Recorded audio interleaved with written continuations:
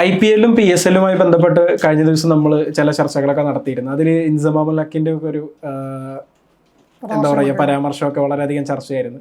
ഇപ്പൊ ആ ഒരു IPL-ഉം PSL-ഉം തമ്മിലുള്ള ഈ ഒരു എന്താ പറയാ ഒരു മത്സരം എന്ന് പറയാൻ പറ്റില്ല. ശരിക്കും IPL-ന്റെ ഒരു ആധിപത്യം തന്നെയാണ് എല്ലായിടത്തും ഉള്ളത്.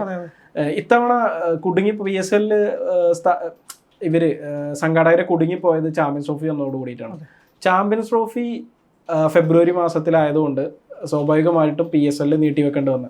സാധാരണ IPL തുടങ്ങുന്നതിന് മുമ്പ് PSL അവസാനിപ്പിക്കാറാണ്. കാരണം നമുക്കറിയാം IPL നടക്കുന്ന സമയത്ത് പ്രധാന വിദേശ താരങ്ങളെല്ലാവരും IPL-ലാണ് കളിക്കുക എന്നുള്ളത് അതിൽ സംശയമൊന്നുമില്ല. അപ്പോൾ ഇത്തവണ IPL തുടങ്ങുന്നു. മാർച്ച് 22-ന് IPL തുടങ്ങുന്നു. മെയ് 25 വരെ IPL നടക്കുന്നു. PSL ഏപ്രിൽ 11 മുതൽ തുടങ്ങുന്നു. സ്വാഭാവികമായിട്ടും മെയ് 25 വരെ PSL നടക്കുന്നു. അതായത് എനിക്ക് തോന്നുന്നു 2 ഫൈനൽ ഒരു ദിവസമാണെന്നാണ് തോന്നുന്നത്. തീർച്ചയായും IPL നടക്കുന്ന സമയത്ത് PSL-ന് യാതൊരു പ്രസക്തിയും ഉണ്ടാവാറില്ല. പക്ഷേ ഇപ്പോൾ സംഭവിച്ചിരിക്കുന്നത് ഒരു താരം PSL-ന്റെ പെഷവാർ സാൽമിക്ക് വേണ്ടിയിട്ട് കരാർ ഒപ്പിടുന്നു. അങ്ങനെ ഇരിക്കുന്ന സമയത്ത് അദ്ദേഹത്തിന് IPL-ലേക്ക് ഒരു വിളി വരുന്നു. ആ IPL-ലേക്ക് മുംബൈ ഇന്ത്യൻസിലേക്ക് അദ്ദേഹം എത്തുന്നു. തീർച്ചയായും അദ്ദേഹം PSL കളിക്കാതെ ആണ് കരാറ് നിന്ന് മാറിയിട്ടാണ് IPL-ലേക്ക് വരുന്നത്. നിലവിൽ PCB അദ്ദേഹത്തിന് ഒരു ലീഗൽ നോട്ടീസ് അയച്ചിരിക്കുകയാണ്. അത് നിങ്ങൾ എങ്ങനെ കാണുന്നത് ഈ ഒരു? ഇത് നമുക്ക് ഏകദേശം ഉറപ്പായ കാര്യമായിരുന്നു. IPL-ഉം PSL ഒരു സമയത്ത് വരുമ്പം താരങ്ങൾ എന്തായാലും പ്രാധാന്യം കൊടുക്കുന്നത് IPL-ആണ്. അതിൽ ഏറ്റവും വലിയ പ്രധാന കാരണം ഒരു വരുമാനം തന്നെയാണ്. അവർക്ക് സാമ്പത്തികമായിട്ടുള്ള കിട്ടുന്നത് പ്രതിഫലം. അപ്പോൾ അതിന് മുൻതൂക്കം കൊടുക്കുന്നു, താരങ്ങൾ കൊടുക്കുന്നു. പിന്നെ ഇത്രയും വലിയൊരു ലീഗ് അടക്കുമ്പം പ്രധാനപ്പെട്ട വിദേശ താരങ്ങളെല്ലാം എല്ലാ താരങ്ങളും വന്ന് കളിക്കുന്നത് IPL-ആണ്. ആ സമയത്ത് PSL-ലേക്ക് ആരും പോകാനില്ല. ഈ ബോഷിൻ്റെ കാര്യം പറയുമ്പോൾ ഇപ്പം ഈ വിവാദത്തിൽ കാരണക്കാണെങ്കിൽ നോട്ടീസ് കോർബിൻ ബോഷിൻ്റെ കാര്യം പറയുമ്പോൾ അദ്ദേഹം IPL ലേലത്തിന് പിന്നെ പേര് രജിസ്റ്റർ ചെയ്തിരുന്നു. പക്ഷെ അന്ന് ആരും എടുത്തില്ല. അതുകൊണ്ട് മാത്രമാണ് അയാൾ PSL കളിക്കാൻ വേണ്ടി പോയത്. ഇപ്പം നോക്കിക്കഴിഞ്ഞാൽ നമുക്ക് എല്ലാവർക്കും അറിയാം IPL എടുക്കാത്ത താരങ്ങൾ മാത്രമേ PSL കളിക്കുന്നുള്ളൂ. അല്ലെങ്കിൽ IPL കളിക്കാൻ പറ്റുന്ന താരങ്ങൾ മാത്രം, പാകിസ്ഥാൻ താരങ്ങൾ മാത്രമേ PSL-ലേക്ക് വരുന്നുള്ളൂ. ബാക്കി പ്രധാന താരങ്ങൾ IPL കളിക്കുന്നത്. കോർബിൻ ബോഷ് IPL രജിസ്റ്റർ ചെയ്തു. ഒരു ടീം അദ്ദേഹത്തെ എടുത്തില്ല. സ്വാഭാവികമായി അദ്ദേഹം PSL കളിക്കാൻ വേണ്ടി പിന്നെ എഗ്രിമെൻറ്റ് സൈൻ ചെയ്യുന്നു. പക്ഷേ ഇവിടെ വില്യം റിസാർഡിന് പരിക്കുപറ്റിയ സമയത്ത് മുംബൈ ഇന്ത്യൻസ് ബോഷിനെ ടീമിലേക്ക് ഉൾപ്പെടുത്തുന്നു. അദ്ദേഹം ക്ഷണിക്കുമ്പോൾ തന്നെ അദ്ദേഹം തയ്യാറാണ്. കാരണം IPL അവസരം കിട്ടി. പിന്നെ PSL നോക്കേണ്ട ആവശ്യമില്ല. അദ്ദേഹം നേരെ ഇങ്ങോട്ട് വരുന്നു. അതിൽ പറയുമ്പോൾ പിന്നെ നമുക്ക് പറയുമ്പം അത് ശരിയായ നടപടിയാണോ എന്ന് താരമാണ് ചിന്തിക്കേണ്ടത്. ഒരു ടീമായിട്ട് ഒരു ടൂർണമെൻറ്റിൽ ഒപ്പിട്ടിട്ട് വീണ്ടും ഇങ്ങോട്ട് വരുന്നത് ശരിയാണോ എന്ന്. അങ്ങനെ പറയുമ്പോൾ ഇപ്പോൾ നമുക്കറിയാം ഹാരി ബ്രൂക്കൊക്കെ ഇവിടെ ഇട്ടിട്ട് പോകുന്നുണ്ട്. പല താരങ്ങൾ അത് താരങ്ങളുടെ കോളാണ്. നേരത്തെ ഇൻസമോളിലൊക്കെ പറഞ്ഞ പോലെയാണെങ്കിൽ അത് ഓരോ താരങ്ങളും ഓരോ ബോർഡുമാണ് തീരുമാനിക്കേണ്ടത്. കോർബിൻ ബോഷ് തീരുമാനിച്ചത് IPL കളിക്കാനാണ്. അപ്പോൾ അദ്ദേഹം വന്നു. ഇത് നമുക്കറിയാം. ഇപ്പോൾ ഒരു എന്ത് പറയുമ്പോൾ ഒരു ടൂർണമെൻറ്റ് കളിക്കുമ്പോൾ പ്രാദേശിക ടൂർണമെൻറ്റ് നടക്കുമ്പോൾ അതിൽ വലിയ ടൂർണമെൻറ്റ് വന്നാൽ കളിക്കാർ അങ്ങോട്ട് പോകും. അത് തന്നെയാണ് ഇവിടെ നടന്നത്. ഇപ്പം ഈ പാകിസ്ഥാൻ ഏറ്റവും വലിയ കാര്യം PSL ആകുമ്പോൾ മറ്റു രാജ്യങ്ങൾക്കും ഇന്ത്യക്കാരുടെ മറ്റു രാജ്യങ്ങളെല്ലാം ആശ്രയിക്കുന്ന IPL-ലാണ്. അവർ IPL കളിക്കാൻ വേണ്ടി ഇങ്ങോട്ട് വരുന്നു. അതിൽ വേറെ ഒന്നും പറയാൻ പറ്റില്ല. അപ്പം ഈ പറഞ്ഞ പോലെ ഒരു യുക്തിപരമായി അത് ശരിയാണോ എന്ന് ചോദിച്ചാൽ രണ്ട് അഭിപ്രായം വന്നേക്കാം. അങ്ങനെയുള്ള പല കാര്യങ്ങളും പല ഘടകങ്ങളും. പക്ഷേ വേണമെങ്കിൽ ക്രിക്കറ്റ് കൊണ്ട് പറയാം IPL എടുക്കാത്ത സമയത്ത് നമ്മൾ എടുത്തതാണ്, നമ്മൾ കളിക്കാൻ വേണ്ടി വന്നതാണ്, എന്നിട്ട് പടിവാദത്തിലിട്ട് പോയി എന്ന് പറയാം. പക്ഷെ ആ താരത്തെ വെച്ച് നോക്കുമ്പോൾ PSL കളിക്കുന്നതിൻ്റെ 10 ഇരട്ടി ബെനിഫിറ്റ് അദ്ദേഹത്തിന് പിന്നെ കളിയുടെ ഏത് രീതിയിലായാലും പ്രതിഫലമായാലും കളിയായാലും ഏത് രീതിയിലും ലഭിക്കുന്നത് IPL നിന്നാണ്.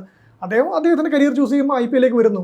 ഇപ്പോൾ കാലങ്ങാടിക്ക് നോട്ടീസ് അയച്ചു. ഇപ്പോൾ നടപടി എത്താണ് ക്രിക്കറ്റ് ബോർഡിന് അദ്ദേഹത്തിന് എടുക്കാൻ പറ്റുമെന്ന് എനിക്കറിയില്ല. പിന്നെ ICC ഇടപെടാനുള്ള വല്ല ഇതുണ്ടോ എന്താണ് സംഭവം എന്നറിയില്ല.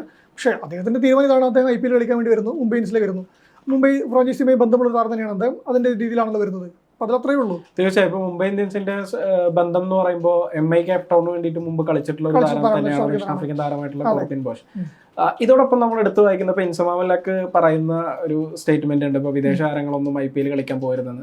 വീണ്ടും എന്താ പറയുക, അത് ഇങ്ങനെ അതായത് PSL അപ്രസക്തമാകുന്നു, ക്രിക്കറ്റ് അപ്രസക്തമാകുന്നു, ഇൻസമാം ലക്കിന്റെ ഒരു വാക്കിന് ഒരു വിലയില്ലാതാകുന്ന രീതിയിലുള്ള ഒരു രീതിയിലേക്ക് ഇത് പോകുന്നില്ലേ? അറ്റൻഷൻ സീക്കിംഗ് നടപടിയാണോ ഇത് വരുന്നതെന്ന് എനിക്ക് പറയാൻ പറ്റില്ല. അനാവശ്യമായിട്ട് IPL വലിച്ചിറക്കാണ് പാക്കിന്റെ മുൻതാരങ്ങളൊക്കെ.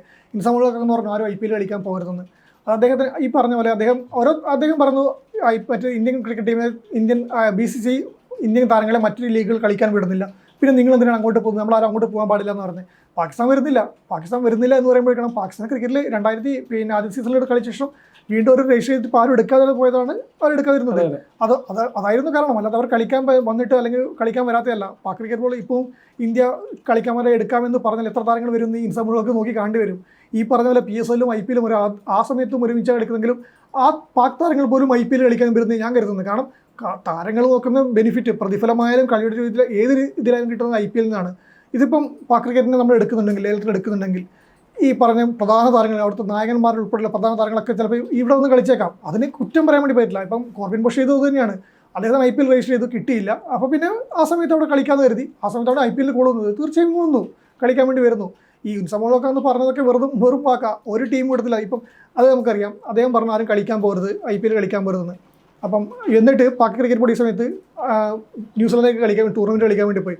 അവിടെ തമ്മിൽ അവസ്ഥ എന്താ, ആ ടീമിലെ പ്രധാനപ്പെട്ട താരങ്ങൾ IPL കളിക്കാൻ വേണ്ടി ഇന്ത്യയിലേക്ക് വന്നു കഴിഞ്ഞു, ക്യാമ്പുകളിലേക്ക് വന്നു കഴിഞ്ഞു. അവർ കളിക്കുന്നവരുടെ ബി ടീമിന് കളിക്കേണ്ടി വന്നു. അപ്പം ഇൻസമാൻ്റെ അത് നമ്മൾ പറഞ്ഞു കഴിഞ്ഞാണ് പാകിസ്ഥാന് ന്യൂസിലാൻഡിന്റെ ബി ടീമിന് കളിക്കാൻ കിട്ടുന്നത്. അവിടെ അമ്പയെ പരാജയപ്പെടുകയാണ്. അപ്പം പാക് ക്രിക്കറ്റ് ബോർഡ് എനിക്ക് തോന്നുന്നു കഴിഞ്ഞ ദിവസത്തെ പാകിസ്ഥാൻ ന്യൂസിലാൻഡ് മത്സരം കണ്ടിട്ടേ വളരെ ദയനീയമായ ഒരു അവസ്ഥയാണ്. ദയനീയൊന്നും പറയാൻ പറ്റില്ല. ഈ പാക് ബോർഡ് ക്രിക്കറ്റ് എങ്ങോട്ടാ പോകുന്നത് കാണാൻ വേണ്ടി പറ്റില്ല.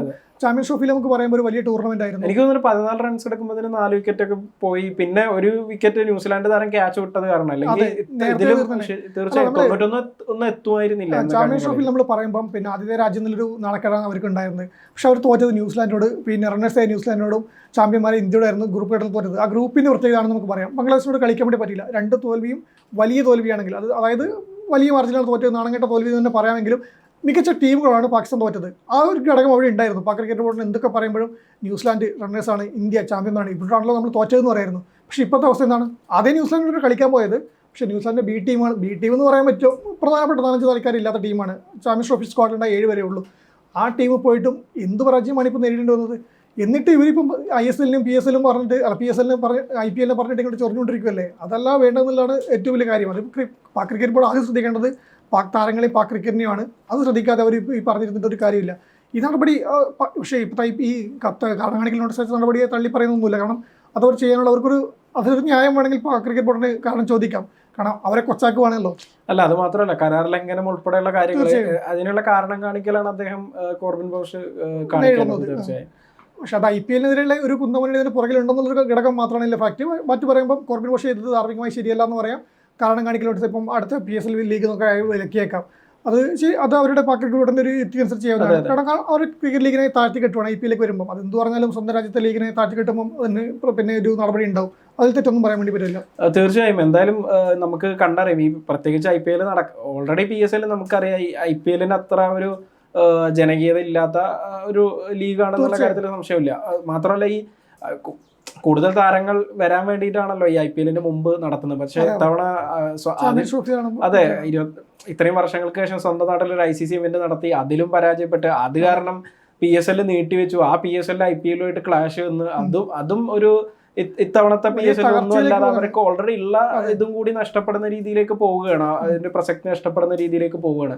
എന്തായാലും നമുക്ക് കണ്ടറിയാം ഇതിന്റെ ബാക്കി നടപടികൾ എന്തൊക്കെയാണെന്ന് നമുക്ക് തീർച്ചയായും കണ്ടറിയാം.